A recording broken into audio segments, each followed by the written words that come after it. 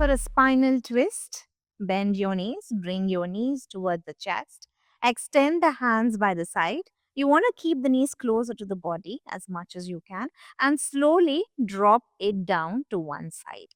If you're not able to completely drop the knees down, you can take some pillows under the knees. If your knees are apart and it is not coming together, you can take one pillow in between the knees to ground it. Feel a little more relaxed. Now take both the shoulders down towards the floor. Look the opposite side. You want to stay completely relaxed here. It's a relaxation pose. It wants to ease your spine. So take some time to breathe. Feel the breath in and out of your spine, relaxing here completely. It's great for the spine, great for your lower back pain. You can do the same on the other side. Switch. Take some time and allow your body to completely let go here.